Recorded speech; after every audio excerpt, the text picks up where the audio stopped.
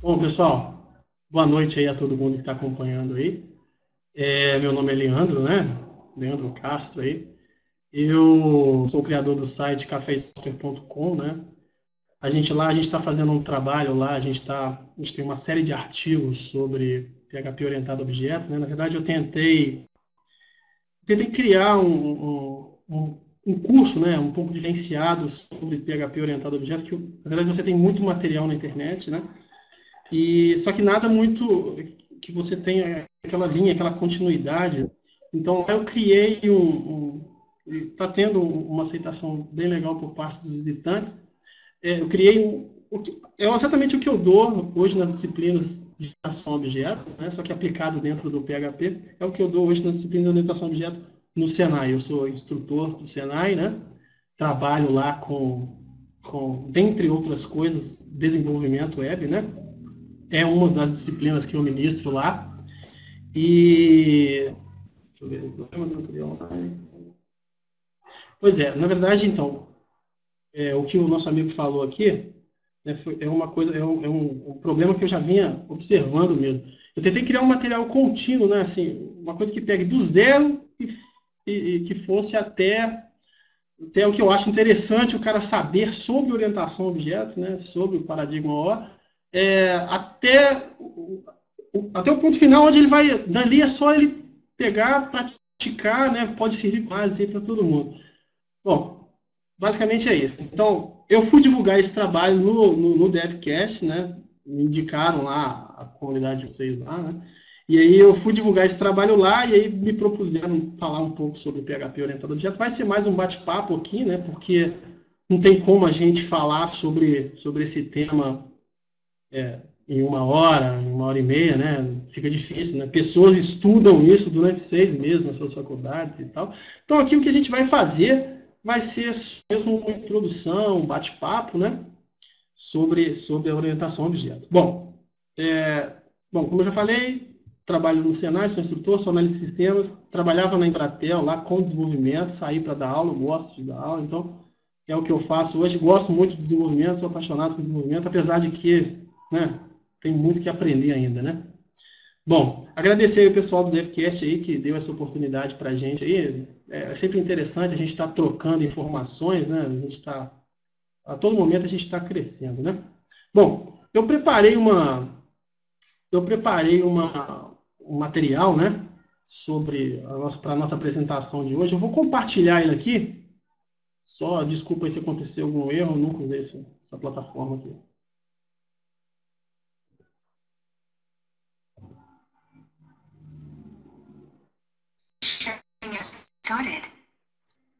Tá todo mundo conseguindo ver aí, beleza?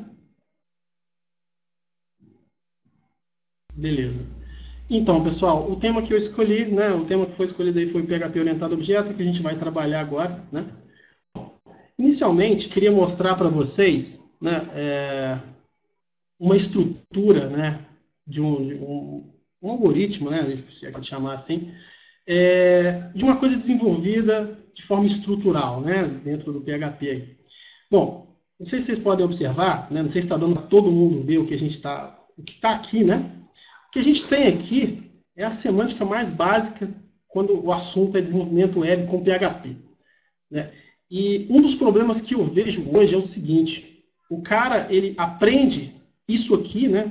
A gente pode chamar de arroz com feijão e tal, e ele se julga desenvolvedor, né?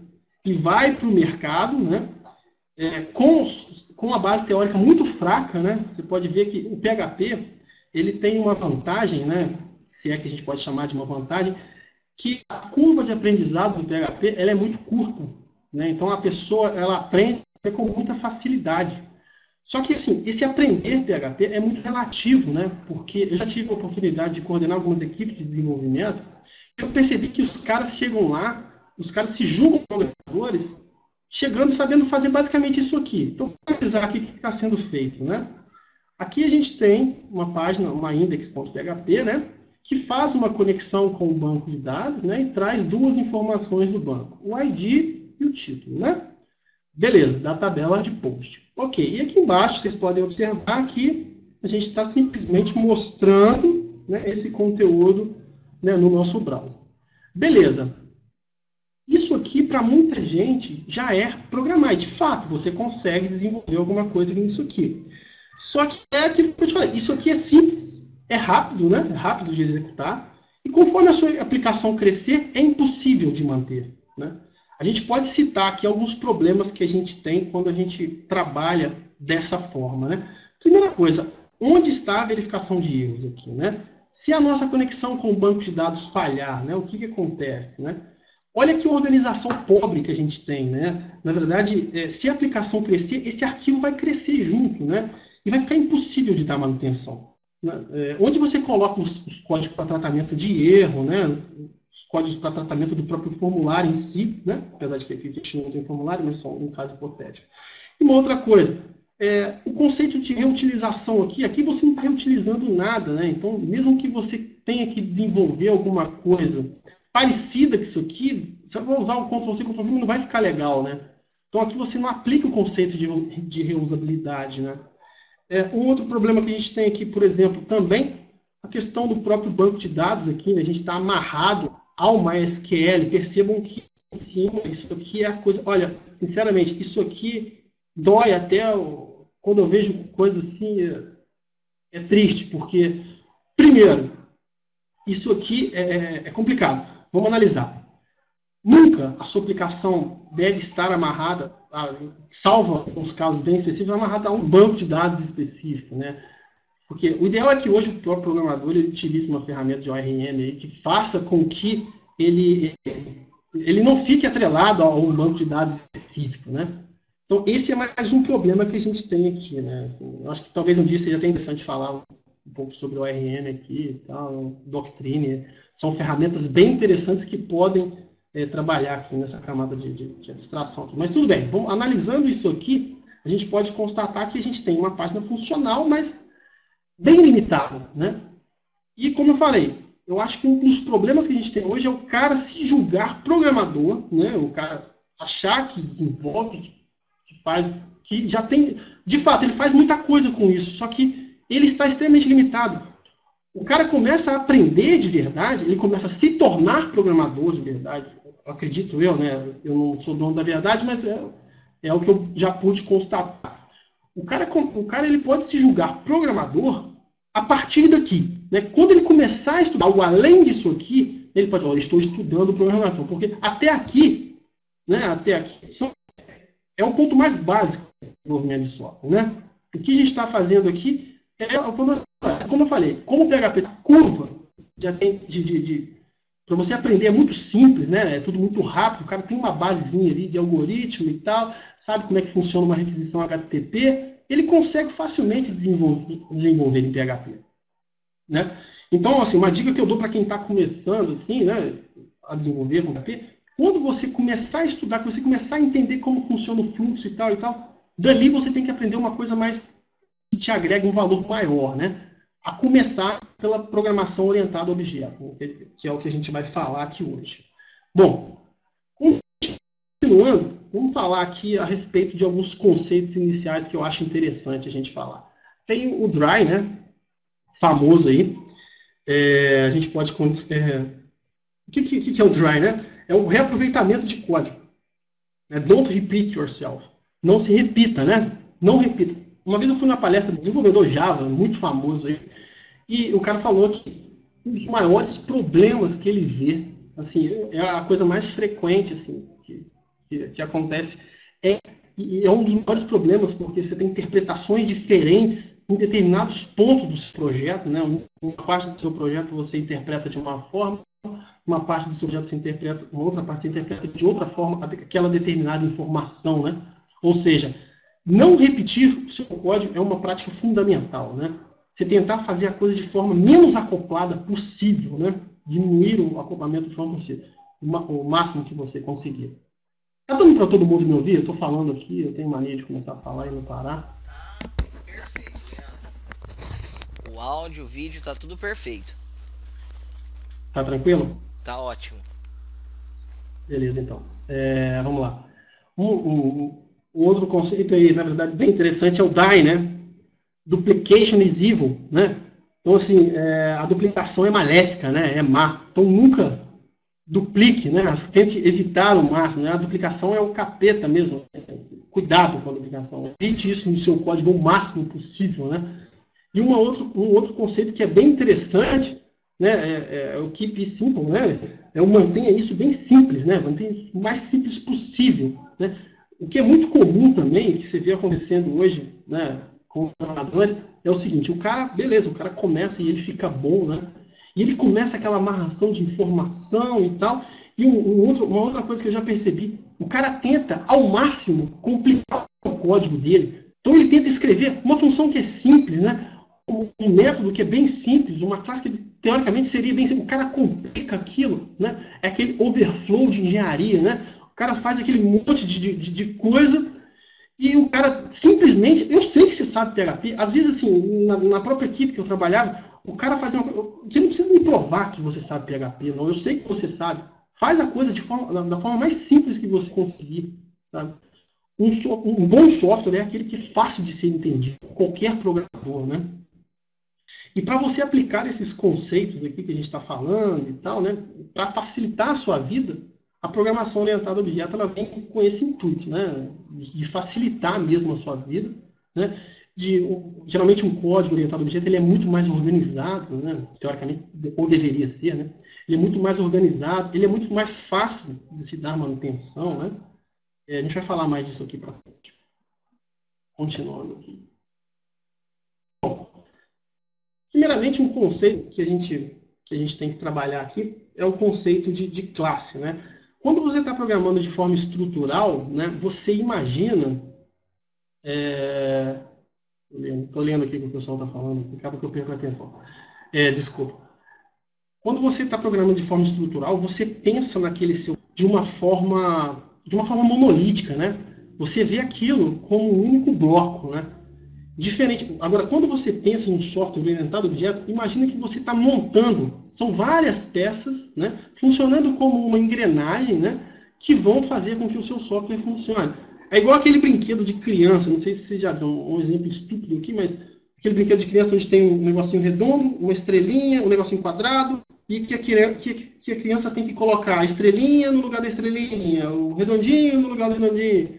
Aquilo lá é uma coisa assim que a gente pode trazer para o nosso mundo aqui. Por quê? Na verdade, a programação orientada a objeto, a gente monta os blocos, né, e faz com que aquilo funcione, né, de forma conjunta, né? Então, tem até uma frase muito interessante, cara, que assim, um cara falou, achei legal. O cara olhou um código assim, todo orientado a objeto, todo bonito, e falou, pô, o código parece uma poesia mesmo, ele fala por si só, né?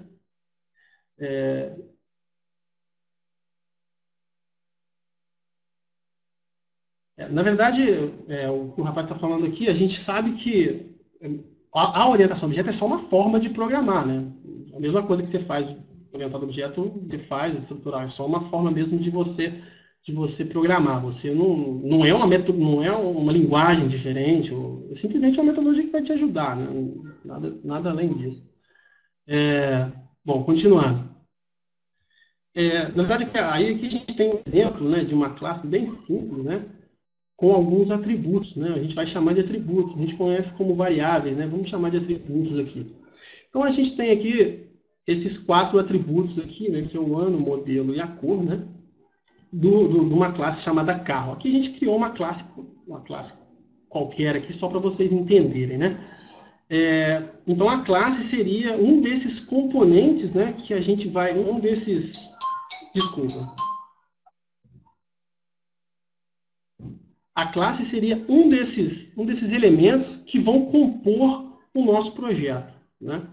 Bom, continuando aqui embaixo. Então, aqui a gente tem essa classe carro que eu criei aqui, né? Que, como eu falei, seria um dos componentes que vão compor o nosso projeto, né? E aqui embaixo, ó, aqui na parte de baixo aqui, a gente tem a utilização disso. Então, por exemplo, aqui eu fiz o include, né, da classe carro aqui, né? E aqui embaixo, percebam que eu estou utilizando essa palavra nova aqui, a palavra new, né, para poder criar o objeto carro. E aqui eu estou utilizando, fazendo uso aqui, setando os meus atributos, né? Então, setando aqui como se fossem as minhas variáveis. Então, eu estou falando o seguinte, ó, esse objeto carro, ele tem um ano 2012, né? o modelo dele é o C4, a cor dele é preta e o fabricante Citroën. Então, a gente está criando um objeto aqui. Como é que a gente entender essa questão da criação do objeto, né? A gente pode imaginar o seguinte, o que é uma classe, né? Uma classe seria como uma receita de bolo, né? Essa receita de bolo, por exemplo, você não come a receita de bolo, você usa essa receita, né? Você usa essa receita para poder criar os bolos, né? Então, imagina que, por exemplo, o bolo seja o objeto, né? E a classe, né? A classe é a nossa receita, né? É aquilo que a gente utiliza como molde para poder criar os nossos objetos aí, né? Beleza? Todo esse conteúdo aqui, eu tirei as imagens lá do site, lá, se tiver alguma consideração a fazer aí, pode fazer lá no site lá, que alguma correção, alguma coisa, né, que vocês verem palavras erradas, alguma coisa assim, geralmente passa alguma coisa despercebida. Bom, continuando lá a nossa classe pessoa, né? Nossa classe pessoa não, antes a gente criou a outra classe, né? A gente criou a classe carro. Aqui a gente está criando uma outra classe, utilizando o conceito, né? Então aqui a gente tem as nossas 4 variáveis, que a gente pode chamar assim, vamos passar a chamar de atributos, né? Então aqui a gente tem os nossos 4 atributos, e aqui embaixo, ainda constituindo esta classe, a gente tem um método, né? E é um método que a gente chamou de mostrar pessoa, né? Então esse método, o que ele faz? Quando ele for executado, ele basicamente vai fazer o quê? Ele vai mostrar, né, o conteúdo desses atributos, né? Então vamos lá. Para a gente executar isso aqui, utilizaria desse código aqui. Então vamos lá. Aqui a gente está criando, né, instanciando um objeto pessoa, então a gente está criando P1 aqui, perceba que a gente está, beleza, P1 já tem lá a instância de pessoa, né? E aqui agora a gente está jogando para dentro do atributo de José da Silva, está preenchendo todos os atributos aqui, né? Os atributos do objeto pessoa aqui, né? E aqui embaixo a gente está fazendo uma chamada no método.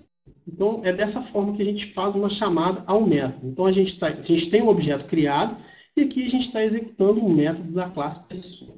Esse método basicamente ele mostra toda essa, vocês podem analisar aqui, ó, o que ele faz basicamente é mostrar todo o conteúdo, né, desses atributos que estão aqui em cima. Então, aqui a gente está criando o objeto, setando os atributos e mostrando aqui o conteúdo, né? Utilizando o método mostrar pessoa.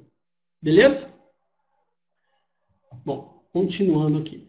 Bom, e ainda seguindo aí, não sei se está dando para ver legal aqui, mas continuando aqui, este conceito, percebam que aqui a gente tem uma outra classe, que é a classe conta, né? A clássica classe conta aí que a gente estuda. Essa classe conta esses 5 atributos. Olha só.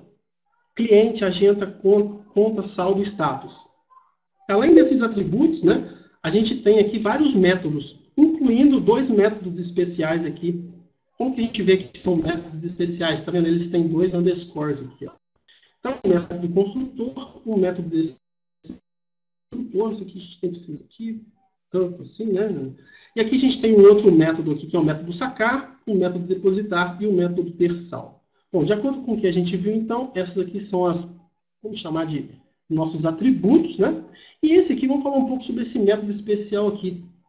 Percebam que esse método, ele receber 5 parâmetros, correto? Ele espera receber 5 parâmetros. E esse método, quando você cria o objeto, você tem que, obrigatoriamente, informá-lo, né? Então, você tem que dar essas informações para cá, né, quando você cria esse objeto. Então, olha só aqui embaixo. Aqui embaixo a gente está criando um objeto do tipo conta e já informando todos os atributos necessários para o nosso objeto, para o nosso método construtor. Né? Só um minutinho, pessoal. Deixa eu dar uma... Deixa eu ver o que está acontecendo. Screen sharing is paused. Click on the selected application to resume sharing. Deixa eu fechar isso aqui. Só um minutinho. Desculpa aí, viu? Vamos lá. Screen sharing has stopped.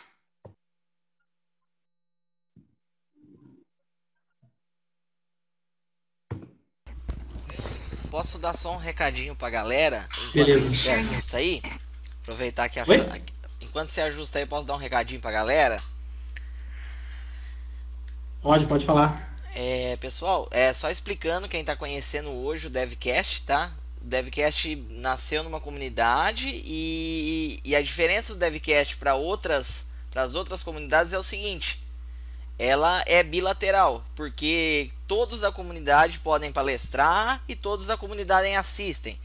Então, quem tiver interessado, tem conhecimento, tem boa vontade aí, é só falar com a gente que tá marcado. Manda aí. É isso aí. Beleza.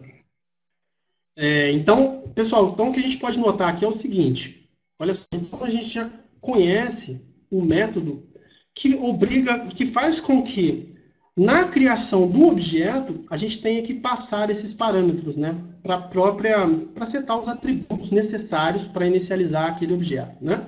Então, aqui o que a gente está fazendo aqui embaixo, olha só.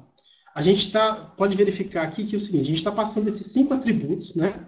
A gente está passando essas informações aqui para este método, né? E aqui embaixo, a gente está chamando aqui o método obter saldo, né? Esse método obter saldo aqui, podem verificar aqui o que ele faz. Ele simplesmente retorna, né? Ele retorna o saldo que está aqui em cima. Então, aqui, sacar, depois que fazem algum tipo de validação, verifica e tal. Mas, bem simples, é como se fossem mesmo funções, né?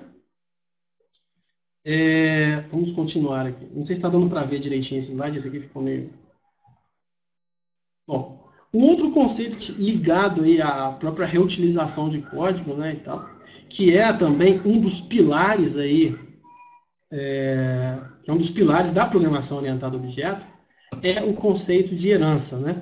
Quando a gente fala de herança, a herança até que é bem tranquila de ser ensinada, porque herança já é uma palavra do nosso dia a dia, né? Quando você fala que fulano vai herdar alguma coisa, porque ele vai passar determinados bens para aquela pessoa e tal. Diferente de ensinar, por exemplo, o polimorfismo, ensinar herança é bem tranquilo. Vamos observar aqui, por exemplo, olha só.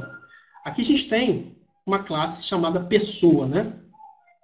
E essa classe pessoa, ela tem esses atributos, né? E o método construtor dela, que a gente já viu para que serve, espera receber esses 4 parâmetros aqui, né? E aqui embaixo a gente tem um método chamado escreve dados, né? Esse método escreve dados aqui, ele simplesmente imprime na tela algumas informações e a gente tem um método obter idade. Olha só, a gente pode considerar o seguinte, se a gente for olhar isso aqui, vamos pensar o seguinte, quando a gente tem uma classe, a gente tem uma classe pai, né? Ela contém tudo o que é comum a todas as classes que vão herdá-las. Então, pessoa, a gente tem aqui uma coisa bem genérica, né? Toda pessoa, ela tem, no nosso contexto aqui, ela tem um nome, um ano de nascimento, um endereço e um telefone, né? Então, todas as pessoas possuem, teoricamente, esses atributos, né? Então, para todas as pessoas também, é comum você escrever os dados. Então, você vai utilizar deste método aqui em todas as classes que vão herdar isso aqui. A gente vai falar mais detalhes sobre como isso é implementado. E em todas as classes que herdarem isso aqui também, a gente pode fazer uso do método obter-idade. Então, bem tranquilo, né? Agora, olha só. É simplesmente uma classe isso aqui. A gente não está trabalhando ainda com herança. A gente está só vendo a classe. É uma classe normal. Agora, nesse próximo slide aqui, a gente pode observar que nessa primeira linha aqui, a gente está fazendo o require, né, do nosso arquivo lá, que contém a classe pessoa lá, né?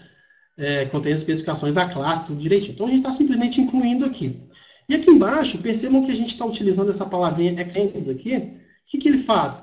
Ele está basicamente pegando a composição da classe pessoa e herdando tudo aquilo, né? Isso é uma coisa interessante, olha só. Imagina que se eu tivesse que, nessa classe funcionário, colocar de novo todos os atributos da classe pessoa, né? E ficar uma coisa repetida, né? Então aqui, olha só que legal, a gente herda os dados da classe pessoa e implementa os novos. Né? A gente implementa os novos que são comuns à classe funcionário, só a classe funcionário. Por exemplo, na classe pessoa, eu não preciso ter salário, eu não preciso ter cargo, eu não preciso ter dia de pagamento. Né? Eu preciso ter isso na classe funcionário, porque isso é uma coisa comum do funcionário e não da pessoa. Né? Então, percebam que aqui a gente está implementando novos atributos. Só que o que a pessoa tem que conseguir enxergar é que, além desses atributos aqui, nós estamos herdando todos esses outros atributos aqui. Perfeito? Então, percebam que aqui, olha que coisa engraçada. A gente vai falar mais sobre isso nos slides aqui na frente, né? Mas, olha só, aqui no nosso método construtor, né, no método construtor da classe pessoa, ué, é uma coisa estranha, assim, concorda? Já tem o método construtor na classe pessoa. E aqui, a classe funcionário também tem um método construtor? Sim, também tem um método construtor. Por quê? Olha só, percebam que aqui, esse método construtor, a gente, embaixo dele aqui, ó, a gente tem a palavrinha reservada parent. O que ele está falando? Ele está falando o seguinte: utilize aqueles atributos lá de cima, ano de nascimento, endereço, telefone, e complemente com esses outros: salário, cargo, dia de pagamento, enfim. Screen sharing is paused. Click on the selected application to resume sharing. Pô, mexi em alguma coisa aqui que me sacaneou. Screen sharing has resumed. Beleza. Tá tranquilo aí, gente? Tá todo mundo conseguindo ver aí? Não, desculpa aí, eu cliquei no negócio errado. Bom, continuando então. Então vocês percebam que aqui a gente está complementando o nosso código. Olha só, aqui a gente está reduzindo bastante aquela questão da repetição de código, né? Então a gente está fazendo uso do método construtor dessa própria classe, utilizando alguns atributos, né? Alguns atributos do método construtor da classe superior, né? Da classe que a gente vai chamar de classe. Bom, e aqui embaixo a gente está setando esses atributos novos aqui, ó, que são passados através do nosso que são informados lá quando o cara for instanciar essa classe, quando for startar essa classe aqui, inicializá-la, né? Bom, aqui embaixo, olha só, percebam que a gente tem um método também, que é o método escreve salário. Este método é uma implementação nova da classe funcionário, porque ele não estava implementado na classe pessoa. E agora, olha só, a gente tem um outro método, que é o método escreve dados. Não sei se está dando para vocês verem aqui embaixo, né? Esse método escreve dados, se vocês observarem aqui, ó, ele também tem o parent escreve dados. Ou seja, ele não está simplesmente sobrescrevendo, ignorando o método da classe pessoa. Ele está complementando. Então, além de imprimir, né, se vocês analisarem aqui, o método, ó, cadê? Escreve dados. Esse é o método escreve dados, que ele imprime nome, ano de nascimento, endereço e telefone. Além de imprimir isso, vai também imprimir o salário, cargo e dia de pagamento. Então, a gente está fazendo um complemento aqui do método escreve dados na classe funcionário, né? E aí, imprimindo já dos nossos novos atributos aqui, né? Tranquilo? Sim. Beleza? Tá. Acho que isso é bem tranquilo, né? Vamos lá. Bom, agora, um dos gargalos aí que eu vejo, né? Óbvio que aqui a gente está fazendo só um bate-papo mesmo, uma visão superficial, né? Do contrário, a gente teria que aprofundar um pouco mais em tudo e tal. Agora a gente vai falar um pouco sobre polimorfismo. O polimorfismo, ele é um gargalo mesmo, assim, eu percebo isso, um gargalo quando a gente vai ensinar. Até porque os exemplos que é utilizado por muitos autores, né, são meio confusos, né? Então, assim, eu vejo por parte dos alunos também que eles têm muita dificuldade em entender isso aqui. É um conceito muito simples, extremamente simples. Às vezes vocês vão perceber que é bem tranquilo. Quem não conhece, quem já conhece vai relembrar. Mas é um conceito bem simples, mas realmente é um gargalo na hora de ensinar a orientação objeto. Primeiro, também eu acho que esse nome também é foda. Esse nome não ajuda muito, né? O cara, ouve falar de polimorfismo, ele já fica com o pé atrás, porque é uma coisa, muitas formas, tal. Não é uma coisa diretamente relacionada ao dia a dia do cara, né? Tipo herança, por exemplo. Herança o cara já consegue assimilar, mas quando você fala de polimorfismo, é complicado. Bom, vamos analisar aqui então. Polimorfismo traveco, é isso aí. Olha só. A gente tem aqui a famosa classe check, né? Essa classe check aqui é o que a gente, se você vai estudar orientação objeto na sua faculdade, seu professor provavelmente ele vai falar vai citá-la como exemplo, né? Então, para ensinar polimorfismo é ótimo. Olha só, a gente tem aqui na classe check um atributo chamado valor, né? E no método construtor dessa classe, né, ele espera receber ali o valor. Beleza.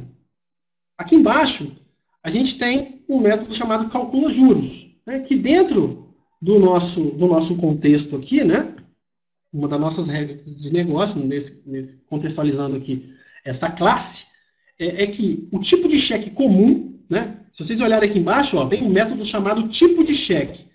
O tipo de cheque comum, ele tem juros de 20%, né? Beleza. A classe tranquila, né, com 3 métodos: o método construtor, normal, que seta o valor ao atributo; o método calcula juros, né, que calcula lá os seus 20% em cima do valor que foi passado; e o método tipo de cheque, que retorna simplesmente o tipo de cheque, que é, nesse caso, cheque comum. Bom, agora, como a gente já sabe o conceito de herança, né, então a gente está herdando, percebam que aqui do lado de cá, do lado direito agora, a gente está herdando todas as características aqui da nossa classe cheque, né? Então, através da palavrinha extends aqui, a gente pode ver que é uma herança da classe cheque, beleza? Continuando aqui então. Olha só que engraçado. Agora, a gente tem um método chamado calcula juros, onde o comportamento dele é diferente do método calcula juros da classe cheque, da classe pai, né?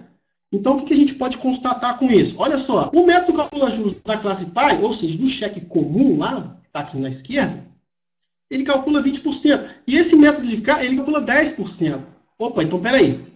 Nós estamos substituindo o método calcula juros na classe cheque especial, que é uma classe que estende da classe cheque. Perfeito. E percebam que aqui embaixo também, ó, a gente tem também aqui o método tipo de cheque, que substitui o tipo de cheque de cá, né? Percebam que substitui o tipo de cheque da classe cheque, né? E retorna especial, ao invés de retornar ali comum. Isso é polimorfismo, né? Vamos analisar aqui agora. Aqui eu estou criando, simplesmente fiz a chamada das duas aqui em cima. Olha só, se vocês analisarem, estou fazendo a requer ali, incluindo ali as minhas duas classes, né? A classe cheque e a classe cheque especial. E aqui eu estou instanciando. Vamos lá. Estou criando o objeto. Então eu coloquei dentro do array aqui só para ficar mais simples. Vamos lá. Criei o primeiro tipo cheque normal. Então 300. Criei o segundo cheque especial. Criei mais um objeto do tipo cheque normal. Quando a gente executar isso aqui, percebam que é o seguinte, ó, aqui que está o pulo do gato. Quando você executar, quando você pedir para te retornar o tipo de cheque do primeiro aqui, ele vai te retornar o quê? Comum. Quando você pedir o tipo de cheque do segundo cheque especial, ele vai te retornar o quê? Especial. Porém, quando você calcular os juros do segundo, apesar de você estar utilizando o método construtor errado da classe cheque, aqui em cheque especial, você está alterando o comportamento. Está meio rápido? Eu vou tentar ir mais devagar. Você está alterando o comportamento da classe, né? Você está alterando o comportamento. E isso é o conceito de polimorfismo, né? Você está fazendo com que a sua classe que herda, que ela tenha um comportamento diferente da classe pai, né? Isso é uma coisa interessante. Isso é um ganho muito grande que a gente tem. Você tem duas classes, sendo que uma herda da outra, porém, ele altera o seu comportamento, né? Então, nessa classe, a gente tem um juros de 10% para juros de 20%. Beleza? Acho que deu para mais ou menos citar o que pode ser isso aí. É isso aí, né? Desculpa aí, gente. Falando muito aqui sem água, esqueci de trazer água. Então, perceberam então isso aí, né? Um comportamento diferente, apesar de a gente estar trabalhando ali com herança, apesar de ter o mesmo método implementado nas duas classes, eles têm comportamentos diferentes, né? Uma coisa interessante. Bom, outro conceito aí que também pode ser considerado um dos pilares aí para se fala de orientação a objeto, né? Aqui a gente está falando muito de PHP orientado a objeto, mas na verdade é o conceito mesmo de orientação a objeto mesmo. Né? Bom, vamos lá. Então, vamos falar um pouco sobre esse conceito de abstração. Né? Bom, abstração em orientação a objeto pode ser, como eu falei, quando você desenvolve orientado a objeto, você não deve imaginar a coisa como um bloco, né? Como uma coisa simples, como uma coisa estrutural. Você deve imaginar aquilo como... Desculpa, um comentário aqui. Você deve imaginar aquilo como blocos, né? Como blocos isolados, né? isolados. O máximo que você conseguir isolar o bloco, melhor para você, porque aí você vai conseguir reutilizar esse código, né? Então, você deve imaginar aquilo como blocos isolados. Então, assim, esse conceito de abstração, ele vai nos ajudar a trabalhar com isso, né? Beleza? Então, assim, abstraia, simplifique e isole, né? São conceitos que a gente deve levar para o nosso dia a dia quando a gente estiver programando, né? Deixa eu ver se eu separei alguma coisa interessante para falar sobre isso. Bom, vamos lá. Olha só, primeira coisa, aqui a gente tem um outro conceito que eu achei legal a gente falar, sobre os métodos abstratos, né? Então, por exemplo, o que define um método como abstrato, né? Primeiro que uma classe como abstrato, primeiro que você nunca vai instanciar uma classe abstrata. Essa classe abstrata ela vai ser modelo para as classes que vão herdá-las, né? Então, por exemplo, se você tem uma classe animal, né? Você tem uma classe aqui chamada animal. Então, essa classe ela tem dois atributos, o nome e a idade, né? O método construtor dela aqui normal, né? Recebendo o nome, a idade, legal. Tem a descrição, né? Todo animal, independente de qual for, ele tem uma descrição. E aqui embaixo a gente tem um outro método, que é um método abstrato, eu vou falar dele um pouquinho depois, que implementa o método falar. Bom, basicamente, o que a gente está falando aqui? O que a gente está falando aqui? Olha só, está falando o seguinte, nós temos essa classe animal ela não pode ser instanciada, porém, você deve dá-la e fazer a sua implementação nas classes que a descendem, nas classes filhas. Correto? Então, olha só que legal. Você não instancia realmente, você não cria um objeto animal, né? Você cria um objeto, sei lá, cachorro, gato, cavalo, boi, alguma coisa assim, mas você não cria animal. Além disso,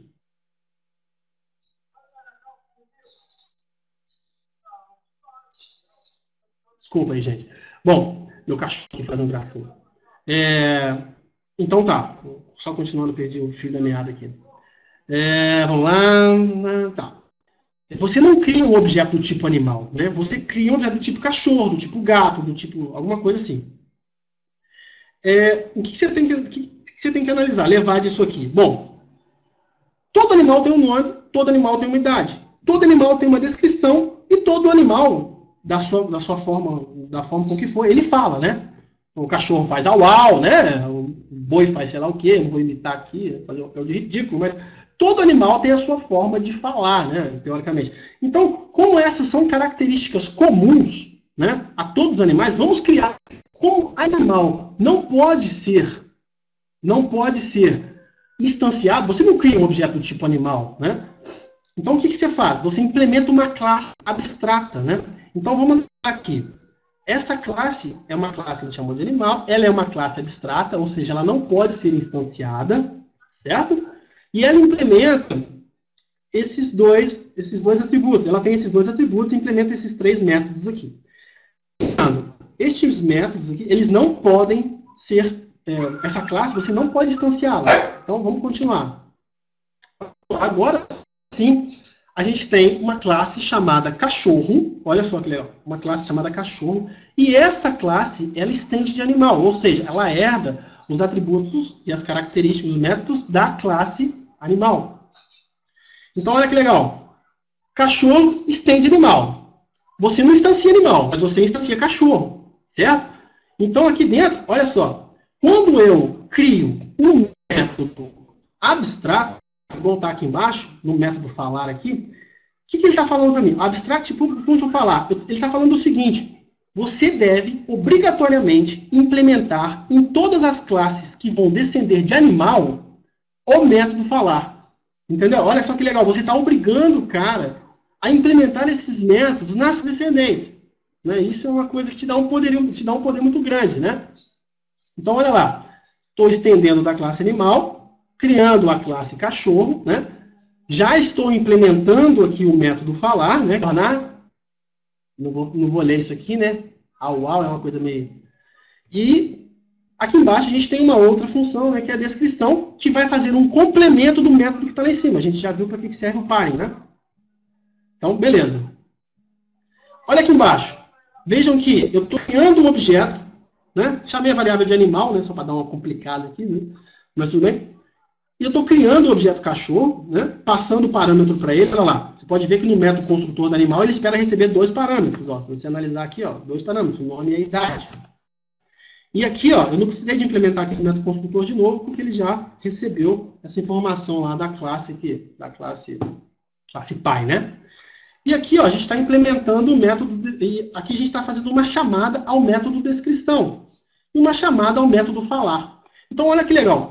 A gente conseguiu criar uma classe que seria uma classe modelo, né? Uma classe modelo, para diversas outras classes que podem herdá-la. Isso é muito comum, assim, até muitos frameworks, né, utilizam, fazem uso desse conceito, né? É muito legal até para banco de dados, se você implementar alguma coisa nesse sentido, né?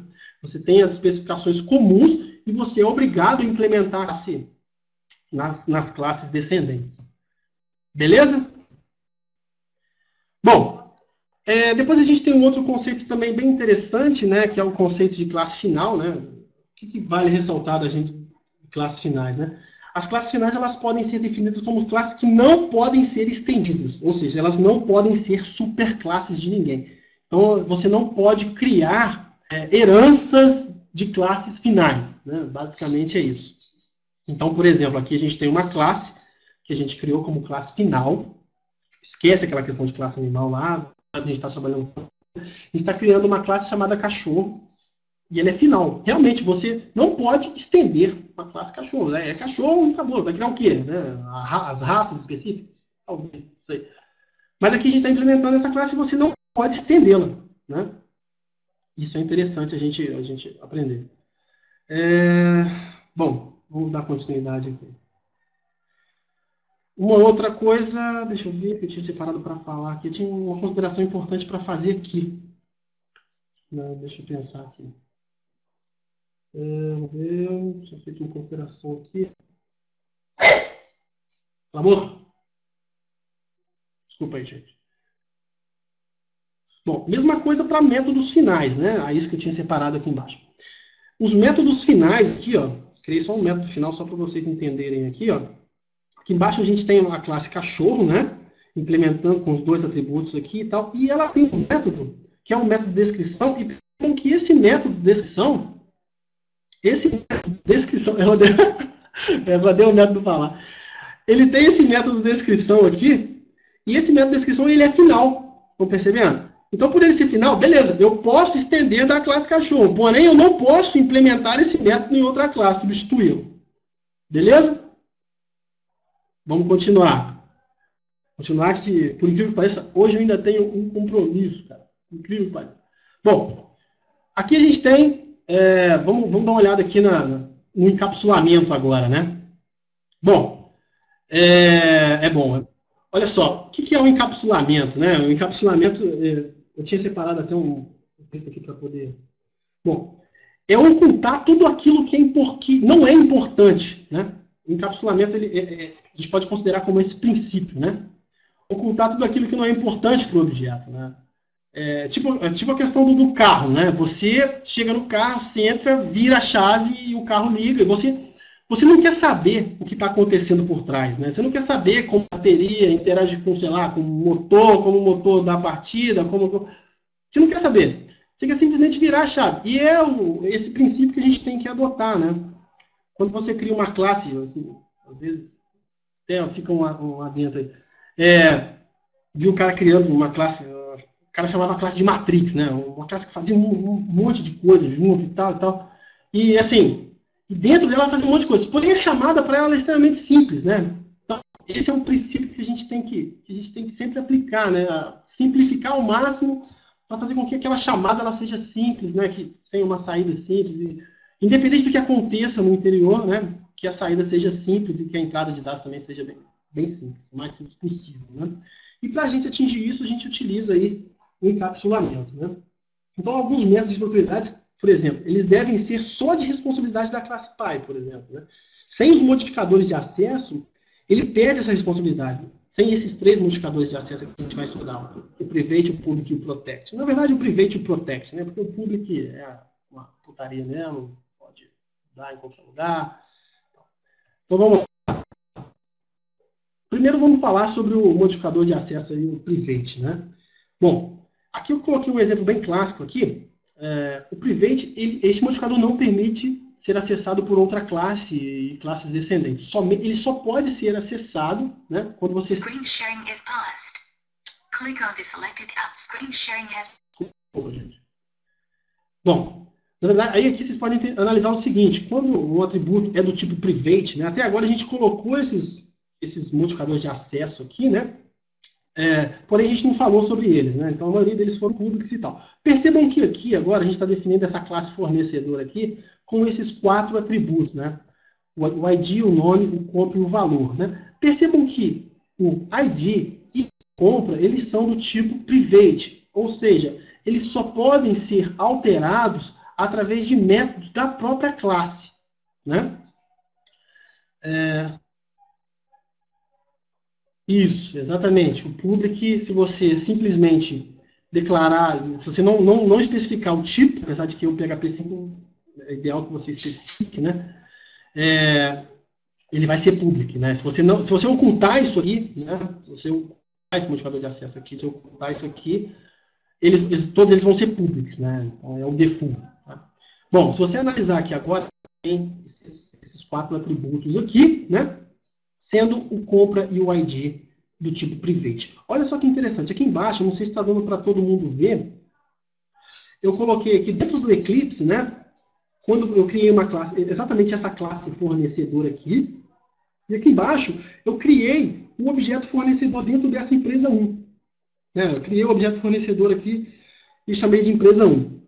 Quando eu tento setar um atributo, né, deste objeto, percebo que quando eu dou um Ctrl espaço para ele me sugerir o autocomplete, olha só, ele só me sugere o nome e o valor. Por quê? O nome e o valor são os únicos atributos que são passíveis de serem alterados fora da classe, né? Então eu consigo setar direto, né, por fora, né? Lá consigo fazer com que o meu objeto sete esses valores aqui. Porém, né, os outros dois, pode verificar que o ID e o compra, né? Vamos analisar mais o compra aqui, ó.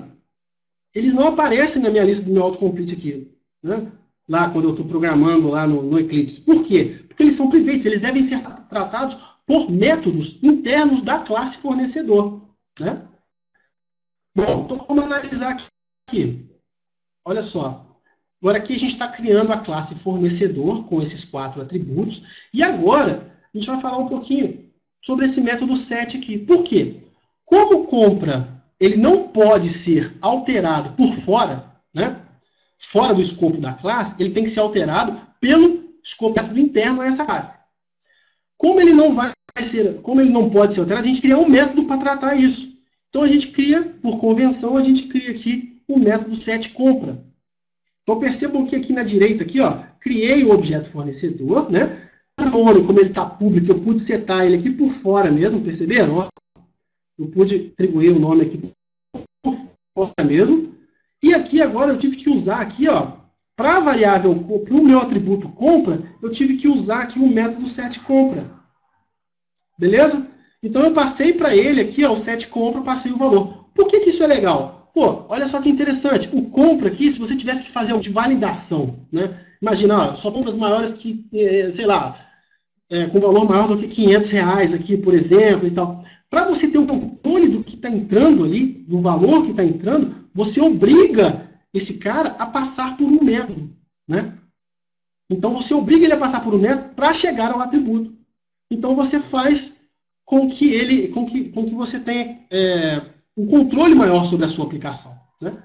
E aí você tem também o método get, né? Então, como esse método você não consegue recuperá-lo também de fora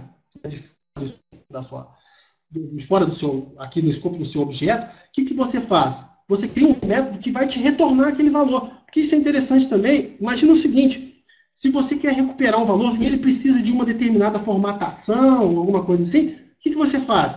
Você obriga que o cara que queira receber, que queira analisar o conteúdo do meu atributo compra, você obriga que ele passe pelo meu método getCompra, né? Isso é uma coisa interessante. Isso dá para a gente um controle muito maior sobre a aplicação, né? Isso é bem legal. Beleza? Estou falando aqui demais. Vamos continuar.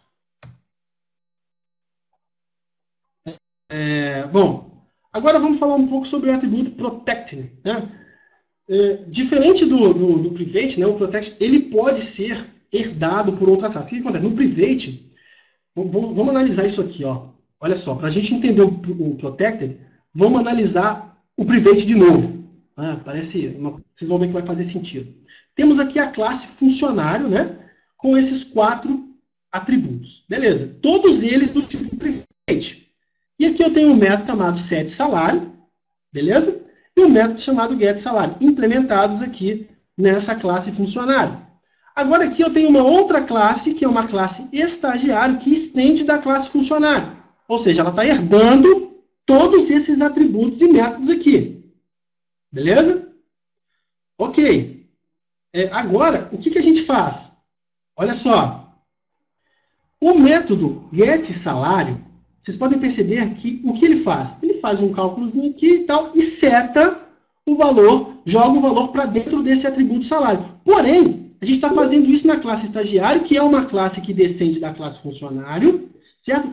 E esse atributo salário, ele é um atributo private, do tipo private, né? Quando você tentar executar isso aqui, observe aqui embaixo, ó, eu estou criando um objeto estagiário aqui, né? Então, dá uma olhada aqui, ó. E aqui eu estou tentando utilizar o setSalário. Opa, mas olha só, eu estou tentando rodar o setSalário, porém o que eu instanciei foi a classe estagiário. E esse método setSalário, o que ele faz basicamente é setar o salário do cara lá na classe funcionário. Porém, é do tipo private. Ou seja, se for do tipo private, eu não consigo. Isso aqui vai resultar um erro, porque eu não consigo utilizar private em classes descendentes. Deu para entender mais ou menos assim? Esse método getSalário aqui, ó, ele não rodaria, não funciona, né? Por quê? Nem o método getSalário e nem o método setSalário, que aqui, o método getSalário está sendo substituído através do polimorfismo aqui. A gente está fazendo uso do polimorfismo, mas você pode verificar que o método getSalário aqui, olha só, eu não conseguiria fazer isso aqui. Por quê? Porque estagiário é uma classe que descende de funcionário e o salário do lado de cá, olha só, o salário que está aqui é do tipo private, né? Então, o tipo private você não consegue alterar nem das classes que estendem, né? Nem das classes que estendem. Isso é diferente quando a gente fala do método protected, né? O método permite, olha só, agora sim, né? Pode verificar aqui agora o que eu fiz. Eu defini o meu atributo salário do tipo protected. Agora eu consigo setar o salário, mesmo instanciando, mesmo estando trabalhando, trabalhando aqui com a classe estagiária. Olha só, a classe estagiária a gente sabe que ela descende da classe funcionário. Apesar dela descender da classe funcionário, ela implementa lá o método setSalário, né? Ela implementa o método setSalário. E agora, como o atributo está do tipo protect, eu consigo fazer com que essa atribuição funcione. Vamos continuar. Oi, Evandro, até mais. Obrigado. Eu acho que a nossa palestra vai se estender, porque eu preparei aqui, na verdade, eu acho que foram 36 slides aqui. Eu acho que a gente vai ficar um pouco extenso aqui. Agora que eu estou vendo a hora aqui, já passou mais de uma hora. Eu vou falar só um pouco aqui sobre propriedade de método estático aqui, mas eu acho que a gente não vai conseguir chegar muito longe, não. Mesmo porque eu tenho compromisso daqui a pouquinho. Vamos lá. Que tem papo com vocês aí. Vamos lá. Aqui a gente vai falar um pouco agora sobre as propriedades em método estático. Espero que vocês tenham entendido a questão aqui do abastecimento. Eu tentei explicar aqui. Eu acho que quando você tem um quadro, consegue explicar ali, eu acho que fica exemplificando melhor, eu acho que fica mais fácil da pessoa entender. Vamos falar agora um pouco sobre propriedades em métodos estáticos, né? Eu separei aqui. Bom, o que a gente pode falar a respeito de propriedades? Bom, quando você tem um objeto que é instanciado várias vezes, você precisa instanciar várias vezes em um objeto, em determinada classe, você pode fazer uso daquilo sem utilizar, sem instanciar o objeto. Percebam que aqui, olha só, a gente tem uma classe, vamos analisar isso aqui. A gente tem uma classe que eu chamei de teste, né?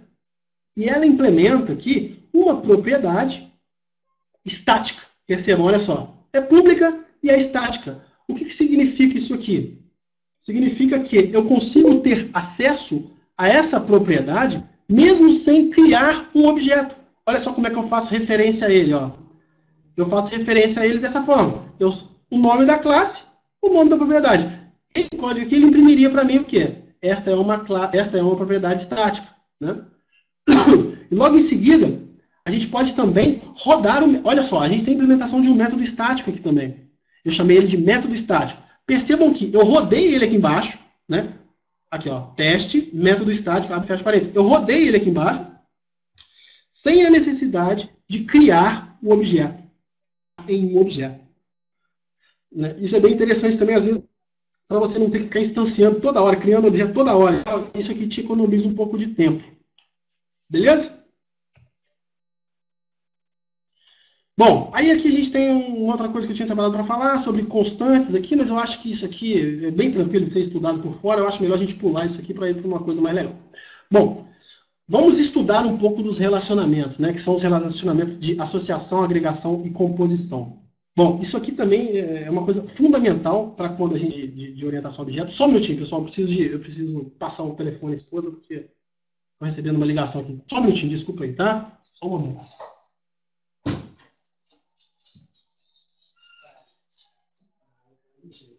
Tem crédito. Nem passar. Desculpa aí, gente, porque tive que atender a ligação. Vamos lá. Bom, vamos falar agora um pouco, então, sobre os estudos aí. Vamos fazer um estudo aí sobre os relacionamentos, né? Associação, agregação e composição. Bom, em orientação a objeto, é muito comum que os objetos se relacionem uns com os outros, né, para desempenhar determinada tarefa. Isso é fundamental, né? Vocês vão ver que, com o passar do tempo, os objetos eles têm que se comunicar entre si, né? Isso é necessário, né? Então, aqui, a gente tem um tipo de relacionamento, a gente vai utilizar aqui agora da UML, né? Para a gente poder representar. Aqui a gente tem um relacionamento de uma associação, né? Então, a gente tem um clássico exemplo aqui do produto e o fornecedor, né? Então, quando que ocorre esse tipo de relacionamento, né? Isso aqui ocorre quando uma classe utiliza, quando ela faz uso de uma outra classe, né? Então, a classe produto, ela faz uso da classe fornecedor, certo? Então, por exemplo, é uma das formas mais comuns, né, de associação. Isso aqui, olha só, aqui a gente tem uma implementação, né? Implementação daquilo que a gente viu lá. Aqui a gente tem um exemplo de associação. Aqui a gente tem uma implementação, né, da associação, utilizando aqui o PHP e tal. Então vamos analisar o que está acontecendo aqui, né? Olha só, a gente está criando aqui uma classe do tipo produto com quatro atributos, né? Aqui o nosso método construtor e tal. Beleza. E aqui embaixo a gente tem a nossa classe fornecedor. Aqui o que a gente está fazendo é implementar exatamente o que está aqui, né? Está representado aqui através desse diagrama UML aqui. Então, aqui a gente está representando aquilo lá. Então, beleza. A gente tem aqui o nome, o ID, o nome, o valor, fornecedor, isso na minha classe produto.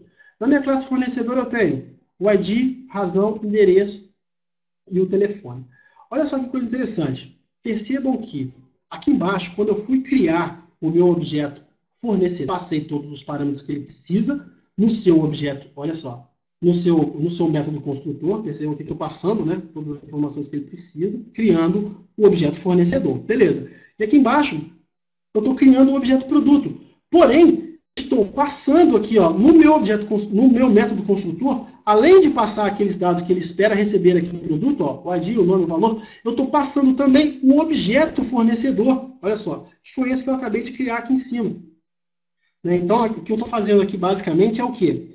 Criando o objeto produto, né? Sendo que no método construtor do produto eu passo também o objeto fornecedor. Né? Isso a gente pode chamar aqui, ó, de uma relação de associação. Né? E olha aqui embaixo, por exemplo, aí eu posso fazer referência a ele da seguinte forma. Se eu quero imprimir um código, o código do produto, beleza, o código do produto está na classe produto. Então eu referencio ele da seguinte forma, produto, código. Normal, né? Produto nome. Agora, se eu quero referenciar alguma coisa que está lá na minha classe de fornecedor, eu passo primeiro pela classe de fornecedor. Então, vamos lá. Produto, fornecedor, razão social. Aí eu consigo imprimir a razão social que está aqui embaixo. Mas percebam que o produto aqui, ele está recebendo, olha só, ele está recebendo um objeto do tipo fornecedor. Aqui, ó. Tranquilo? Então, percebam que a classe produto, ela está usando a classe fornecedor. Né? Mas o produto, inerente à classe fornecedor, ele existe. Né? O produto existe, o fornecedor existe. Né? Então, ele simplesmente faz uso, da classe fornecedor. Beleza? Agora vamos estudar um outro tipo, que é a agregação. Né? Bom, a agregação já é um pouco diferente, né? Porque ela é conhecida como todo parte. Né? Na agregação, o objeto agrega o outro objeto, ou seja, ele torna o outro objeto parte de si. Né? Então, assim, o objeto pai ele vai utilizar de todas as funcionalidades do objeto agregado. Né? Mas a gente tem que entender também que o produto, por exemplo, e o carrinho, um não depende do outro para existir. Né? Eles existem de forma independente. A gente pode imaginar aqui o seguinte, um outro exemplo, além desse produto e carrinho aqui, a gente pode pensar no seguinte. Imagina a tampa de uma caneta, por exemplo. A tampa de uma caneta e uma caneta. Um complementa o outro, só que eles existem de forma isolada. Né? Esse é um conceito que a gente pode aplicar aqui. Né? Bom, vamos continuar. Eu vou ter que chegar isso aqui para cá de novo, vai sair. Screen sharing is paused.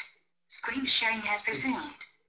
Bom, aí aqui a gente tem a nossa relação de agregação. Vamos supor que a gente tenha um produto, né, uma classe produto. A gente está simplesmente representando isso aqui, né, representando o ML aqui agora através da nossa codificação aqui. Então a gente tem a classe produto, e essa classe produto com o método tutor aqui esperando para receber esses 3 valores. E aqui embaixo, olha só, aqui do lado a gente tem o método. A gente tem, uma classe chamada carrinho. E essa classe ela tem um atributo chamado itens, né? Bom, e aqui esse itens é simplesmente um array de itens. Olha só que interessante. Aqui agora, ó, este método insere produto, ele espera receber somente um objeto do tipo produto. Percebam que aqui ele está esperando receber do tipo produto, certo? Então ele espera receber um objeto do tipo produto e vai montar um array de objetos do tipo produto. Olha aqui a execução desse. Aqui a gente está simplesmente rodando aqui, né? Tem um método aqui que faz o cálculo. O que é interessante a gente notar é o seguinte: é que aqui o método insere produto, ele espera receber um produto. Então é parte mesmo, né? Então isso que a gente deu para entender mais ou menos, né? Neste caso, ele faz uso da outra classe, a associação, e neste caso ele é parte, né? É uma relação de todo parte mesmo. Agora, diferente de quando a gente trabalha aqui com relacionamento de composição. Né? No caso da composição, o objeto pai ele é responsável pela criação e pela destruição do objeto filho. Né? Então, por exemplo, o que acontece aqui é que o objeto pai ele é o dono do objeto filho. Então, vamos ver isso aqui, vamos ver essa representação aqui, desse diagrama PL aqui, no PHP, né? Utilizando aqui as nossas classes aqui. Vamos lá. Bom, primeiro aqui a gente tem os três atributos aqui da classe contato. Ó, isso é uma relação de composição, tá? Ó, a gente tem nossa classe contato, né? Com o nosso método set contato, né? Entendeu? E um método também chamado escreve contato. Bom, o que a gente tem que levar em consideração aqui? Agora a gente tem o cliente. Percebam que no método construtor do cliente, olha só, o método construtor do cliente é que ele faz a instanciação, que ele instancia o contato. Então, o contato só vai existir quando o cliente for instanciado. Né? Esta a gente pode chamar de uma relação de composição. Né? Um objeto é composto pelo outro. Beleza? Bom, pessoal, isso aqui dava pra gente prolongar bastante, dava pra gente detalhar um pouco mais, dava pra gente fazer junto, talvez, alguma aplicação e tal, mas, infelizmente, meu tempo é curto, né? Não posso. A gente pode fazer um outro dia. Bom, eu cheguei ao fim da apresentação do que eu preparei hoje aqui. né? Talvez seja interessante vocês entrarem lá no cafesoftware.com, né? Lá no cafesoftware.com vocês têm, é possível, lá tem toda a relação, né? Tudo que eu preparei, o material que eu fiz com muito cuidado lá, sobre PHP orientado a objeto, né? Uma coisa que eu acho interessante a gente estudar, né? Um pouco sobre métodos interceptores, né? Um pouco sobre tratamento de erros, né? Um pouco sobre tricep e tal. É interessante que vocês estudem um pouco sobre isso, né? Toda aplicação ela está sujeita a erros, então é necessário aí que vocês tratem esse erro.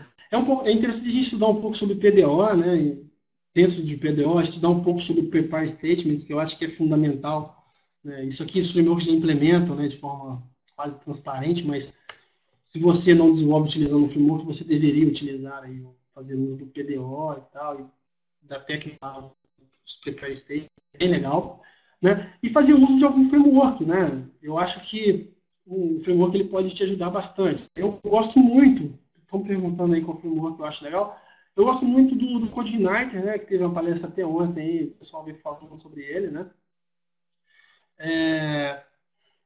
O CodeIgniter é bem legal. Tem o Symfony também, estou estudando ele agora. O Symfony também é um framework, poxa, muito legal também. Tudo que vai vir aí no Zend 2, aí, o Symfony já traz. É muito legal. Assim, eu acho que estudar um framework é fundamental para quem é desenvolvedor, né? Até porque o mercado de trabalho ele vai te aceitar muito melhor depois que você aprender um framework. Por quê? Nenhuma empresa quer que você desenvolva, que você crie a roda novamente, né?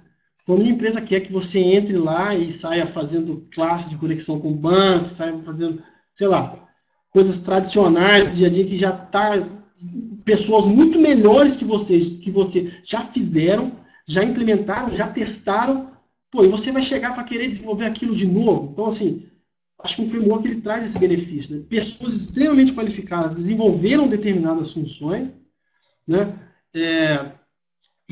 Assim, pessoas muito melhores que você, elas desenvolveram, já está pronto, já está testado. Por que você vai fazer de novo, né? Por quê, né? Só para gastar dinheiro, né? Da empresa que está te empregando lá, né? Tempo, né? Eu acho que sobre frameworks, ainda sobre frameworks, não é o nosso assunto aqui, mas eu gosto muito do CodeIgniter, assim, ele é legal e tal, só que chega um ponto que o CodeIgniter não te atende, né? Pela simplicidade do próprio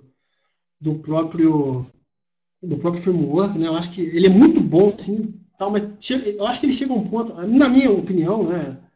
Não sou dono da verdade nem nada, mas eu acho que é complicado, assim, ele chega a um ponto que ele não te atende mais, né? Então, eu acho que é interessante você estudar outros frameworks, estuda o Zend, estuda o Symfony, muito legal o Symfony, estuda o CodeIgniter, estuda o Cake, né? O Cake é muito simples e muito legal também, assim. O Cake eu já tive a oportunidade de olhar, e assim, o Cake ele traz algumas implementações bem legais, bem simples, né, de ser utilizado e tal. Agora, se você quiser uma coisa profissional, assim, sinceramente, eu gostaria, eu acho legal, assim, que você saber o Zend ou o Symfony, porque eles estão muito em voga no mercado. Sabe? O mercado tem recebido muito bem quem programa nesses frameworks, né? Não sei. É uma opinião minha, né? Mas, bom, agora eu estou aí para dúvida, para alguma coisa que tiver que responder. Eu já falei que eu tinha que falar. E é isso aí. Sharing has stopped. Peço desculpas aí, alguma observação aí. Primeira vez que eu faço esse tipo de trabalho online, né? De palestra. Bom, Leandro, oi.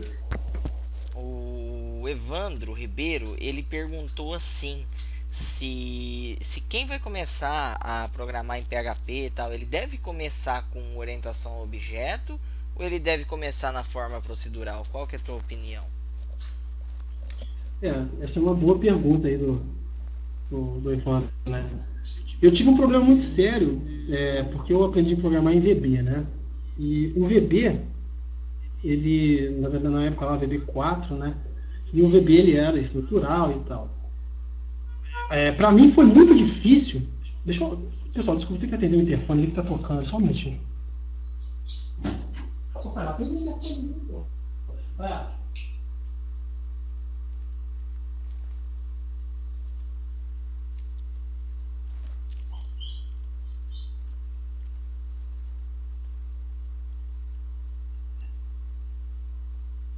Desculpa, gente, perdão aí, porque eu tô.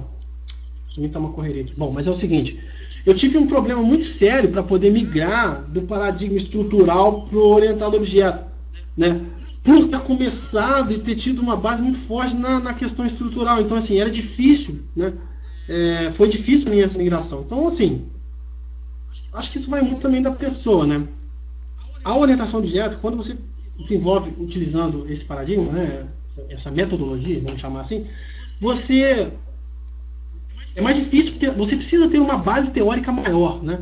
Não é simplesmente você entender como é que funciona o protocolo, como é que funciona o HTTP, como é que funciona o PHP aqui e tal, e chegar a implementar. Não, né? Quando você vai trabalhar orientado a objeto, você já tem que ter um estudo, né? Você tem que ter uma base intelectual um pouquinho maior, né? Então, talvez seja interessante o cara começar com aquela ideia de objeto, de função, procedimento e tal, devagar, e já cair. Eu tenho uma opinião meio divergente do resto das pessoas, porque eu acho que o cara pode muito bem começar a programar de forma orientada a objeto. Eu não vejo problema nenhum nisso. Assim. Desde que o professor, o material que ele tem uma didática legal, eu não vejo problema nenhum em começar. Eu acho que é mais traumatizante mesmo, porque eu tive muita dificuldade nisso e perdi boas ofertas de emprego na época, em função de que eu sabia programar razoavelmente bem, de forma estruturada, mas não sabia programar de forma orientada a objeto. Isso foi um problema sério para mim. Legal, Leandro. Então, tive que estudar, tive que dedicar, sabe, talvez fosse mais fácil se eu tivesse começado orientado a objeto. Talvez no início fosse um pouquinho mais difícil e tal, mas depois ia facilitar. Leandro, eu acho que eu falo em nome de todo o pessoal aqui que tá assistindo, dar os parabéns para você, que foi muito didática a palestra, assim, tanto é que nem gerou dúvidas praticamente, tudo que você explicou pra gente ficou muito claro, e parabéns, cara, valeu por essa aula, que foi muito bom. Eu que agradeço aí a oportunidade de estar falando sobre isso. Acho que, como eu falei, é uma iniciativa muito legal, né? Assim, eu vou querer participar agora, porque principalmente essa de interface que vai ter, o cara vai falar de HTML5, que eu acho muito legal. Então, assim, parabenizar aí, pedir desculpa pra quem ouviu aí, às vezes que eu tive que sair, porque... faz parte isso, aqui tá tudo na comunidade aqui. E tal. Eu peço desculpas aí a vocês aí, dessa falta de respeito minha de ter que sair e tal na hora, mas porque realmente não tive como evitar, né? Tudo bem. Mais alguma dúvida? Uma coisa que eu possa saber? Alô? Não, tá tranquilo. Eu acho que você matou a pau todas as dúvidas de todo mundo aí. Beleza. Então tá, pessoal. Aí, foi um prazer aí. Precisando de qualquer coisa, pode seguir no Twitter aí. Tem o site também, que vocês podem participar lá. E, bom, é isso. Vou encerrar então, né? Ninguém tem mais dúvida? Alguém quer fazer algum comentário, alguma coisa? O pessoal já quer uma segunda aula, ó. O pessoal gostou tanto que já tá querendo uma segunda aula. Aí depois a gente fala com o Leandro e tenta negociar aí essa segunda aula aí. Vai ser um prazer, cara. Então. Se quiser falar, eu acho que tem uns temas bem legais que a gente pode abordar aí. Talvez, estive até pensando em falar alguma coisa, talvez no futuro aí sobre jQuery, né? Que eu acho que é uma ferramenta legal. Vamos ver aí, vamos amadurecer as ideias aí. Legal, então, beleza? Leandro. Obrigado, viu? Mais uma vez. Novamente, desculpa qualquer coisa. Boa festa aí. Tchau, tchau.